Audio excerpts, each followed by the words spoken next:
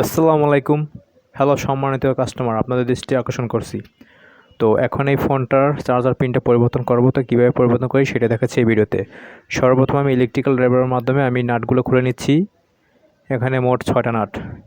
ফোনটা ওপেন করে নিয়েছি। এখন টুইজারের মাধ্যমে আমি লকগুলো খুলে নিচ্ছি। 4টা লক আছে। ডিসপ্লেটা ছিঁড়ে যেতে পারে, তাই এটা রাবার দিয়ে 2টা প্যাচ দিয়ে রাখবেন, টাইট হয়ে থাকবে, ডিসপ্লেটা ছিঁড়বে না। এবং এখানে কিবোর্ড পেপারটা তুলতে হবে, না হলে কিবোর্ড পেপারটা পুড়ে যাবে। এখন আমি হটগানে হিট থাকবে 300, বাতাস থাকবে 100। আমি এখানে এই পোর্টটা তুলে নিলাম। ওই জায়গাটা ভালো মতো ক্লিন করে প্লাক্সের মাধ্যমে ভালো মতো সোল্ডার করে নিলাম। এখন আমি নতুন একটা পোর্ট এখানে লাগিয়ে দেবো, একদম কোম্পানি মতো।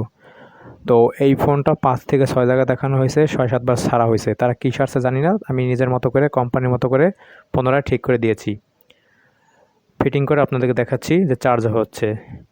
আর আমি তাকে গ্যারান্টিও দিয়ে দিয়েছি 6 মাসের। যদি চার্জ না হয় সেক্ষেত্রে আমি একটা নতুন তাকে গিফট করবো, কোনো চার্জ নেব না, সার্ভিস চার্জ নেব না। তো দেখেন চার্জ হইতেছে। তো ভিডিওটা ভালো লাগলে, আপনাদের মন ছুঁয়ে গেলে আমার ভিডিওতে লাইক করবেন, কমেন্ট করবেন। আর ভিডিও যদি আপনার বন্ধুকে দেখাতে চান তাহলে শেয়ার করে দিবেন। আর হ্যাঁ, আপনি যদি নতুন ফলোয়ার হয়ে থাকেন তাহলে আমার আইডিতে ফলো করবেন, তালুকদার টেলিকম 2.0। দেখা হচ্ছে অন্য কোনো ভিডিও নিয়ে। ততক্ষণের জন্য সুস্থ থাকেন, ভালো থাকেন। আল্লাহ হাফেজ।